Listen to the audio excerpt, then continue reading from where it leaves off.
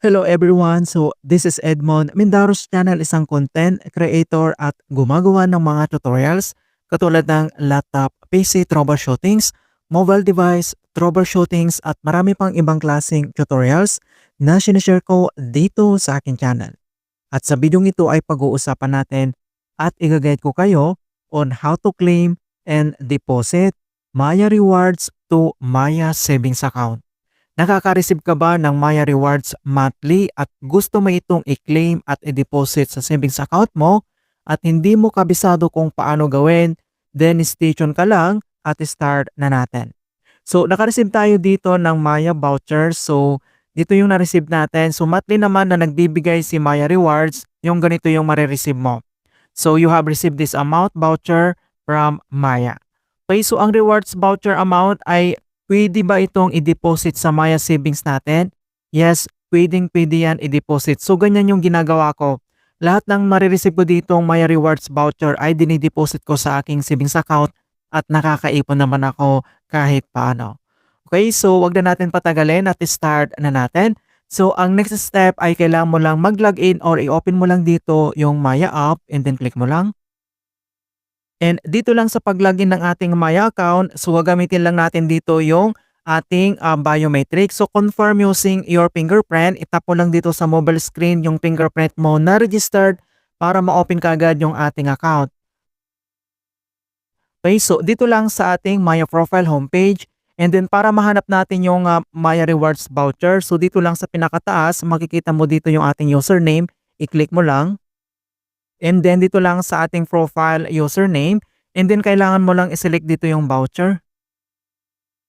Okay, so dito sa voucher, dito mo makikita kung mayroon kang available na pwede mong i-claim. Okay, so ito yung amount na pwede natin i-claim na gift vouchers.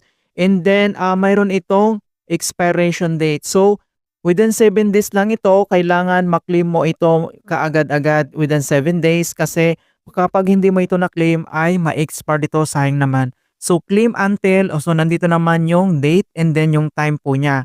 So, within this date, kailangan maklaim mo na tong voucher na to. Kung paano ba ito i-deposit or i-claim, so itap mo lang dito yung available na voucher, click mo lang.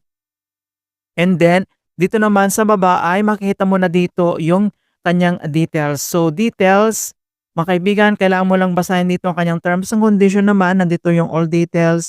And then dito naman sa bottom right corner, itap mo lang dito yung claim.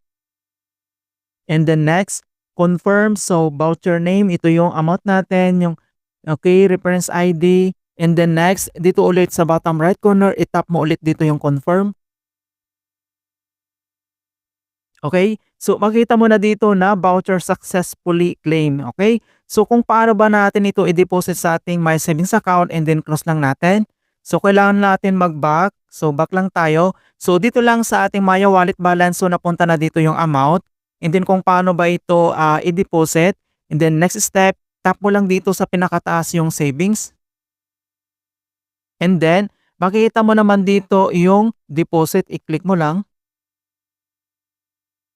Okay, so dito sa select account source, so since nandito sa ating Maya wallet yung kailangan natin i-deposit sa savings account, kailangan mo lang itong i-select, tap mo lang. And then again, select a destination. So ito yung ating My Savings account. I-tap mo ulit.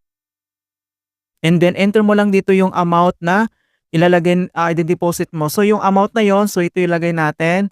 Once nilagay mo na dito yung kanyang amount, and then dito naman sa baba, i-tap mo lang dito yung continue. Okay, so ito na yung confirm deposit. So source, sa my wallet po siya galing. And then destinations, yung ating My Savings account. Dito lang sa baba, i-tap mo lang dito yung deposit.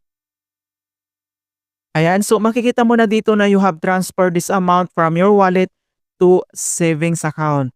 Okay, so makita mo na dito na successfully na transfer na natin dito lang sa ating My Savings account. So makikita mo naman dito sa kanyang transactions, nandito na yung amount.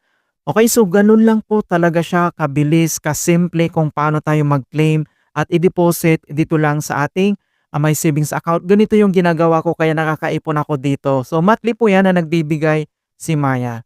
Okay, so ganun lang po kasimple, and hope na nakapagbigay ako ng konting kalaman at guide tungkol sa Maya Rewards tutorials. Thank you guys and see you in my next tutorials.